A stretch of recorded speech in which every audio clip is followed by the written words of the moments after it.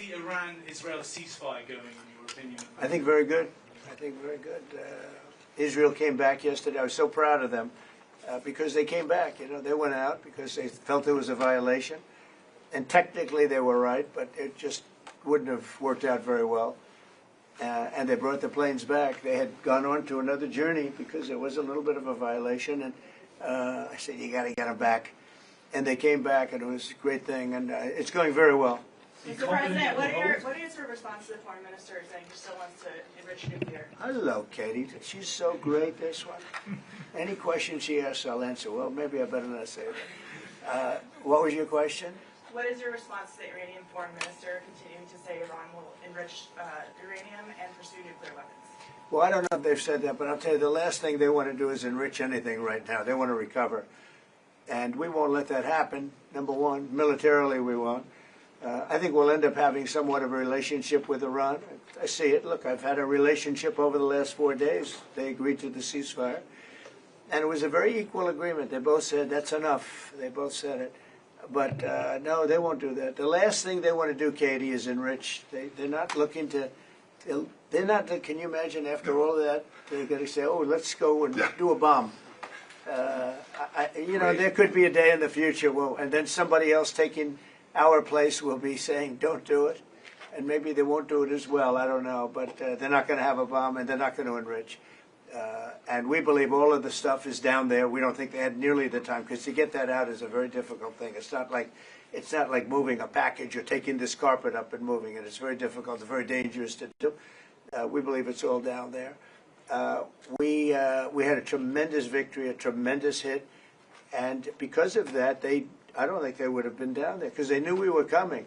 When they know we're coming, they're not going to be down in that 30 stories underground.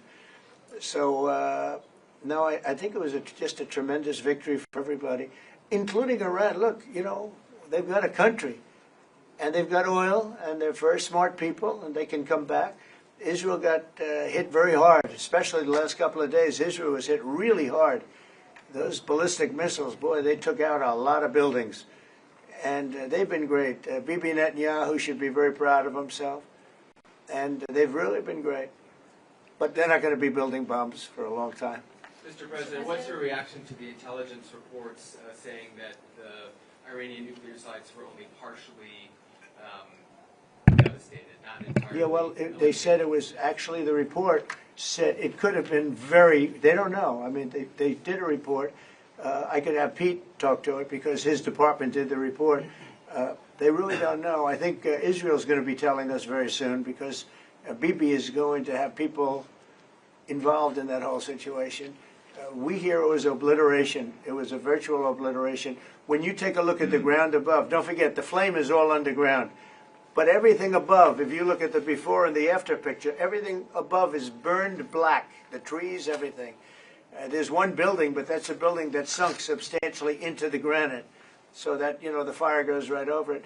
I believe it was total obliteration. I believe they didn't have a chance to get anything out because we acted fast. If it would have taken 2 weeks, maybe, but it's very hard to remove that kind of material. Very hard and very dangerous for them to remove it.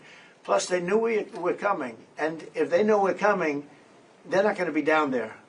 There aren't too many people that are going to be down there.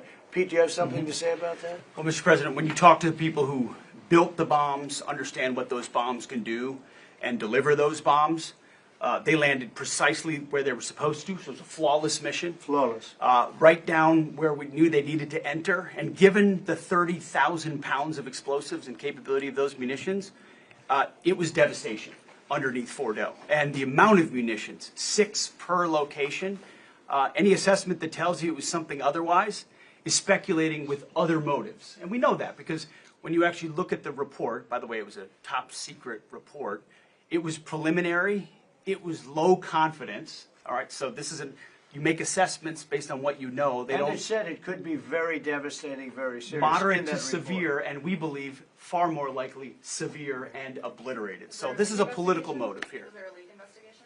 Of course, we're doing a leak investigation with the FBI right now because this information is for internal purposes, battle damage assessments, and CNN and others are trying to spin it to make the president look bad when this was an overwhelming success. We had a tremendous success, and this is the New York Times. I call it the failing New York Times. It's going to hell.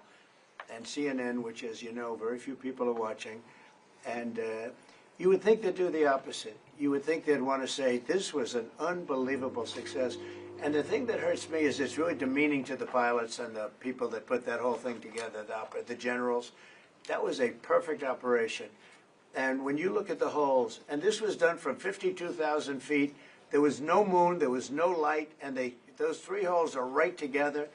And also, and nobody talks about this, we shot 30 Tomahawks from submarines, in particular one submarine, but that was 400 miles away. Mm-hmm. And every one of those Tomahawks hit within a foot of where they were supposed to hit, took out a lot of buildings that Israel wasn't able to get. We took them out with Tomahawks. We don't even talk about that. This was a devastating attack, and it knocked them for a loop. And you know, if it didn't, they wouldn't have settled. If they had won, if we didn't take it out, they wouldn't have settled. Somebody mentioned that to me last night. If that thing wasn't devastated, they would have never settled. Marco, do you have something to say? No, first of all this stuff about the intelligence, this is what a leaker is telling you the intelligence says. That's the game these people play. They read it, and then they go out and characterize it the way they want it characterized, and they're leakers. This is the game they play. So that's number one. Number two, here's a fact. The conversion facility, which you can't do a nuclear weapon without a conversion facility. We can't even find where it is, where it used to be on the map. You can't even find where it used to be because the whole thing is just blackened out. It's gone. It's wiped out. It's wiped out. Then we dropped 12 of the strongest bombs on the planet right down the hole in 2 places. Everything underneath that mountain is in bad shape. And I refer you to the statement of the IAEA, Mr. Grossi. You know what he said? He said there was Iran, the way it looked the day before the attack, and what their nuclear program looks like now. 2 very different things. They are way behind where they were just 7 days ago. Now, anything in the world can be rebuilt, but now we know where it is. And if they try to rebuild it, we'll have options there as well. But all this leaker stuff, these leakers are professional stabbers. That's what they are. They go out and they read this stuff, and then they tell you what it says against the law, but they characterize it for you in a way that's absolutely false. There's no way Iran comes to the table if somehow nothing had happened. This was complete and total obliteration. They're in bad shape. They are way behind.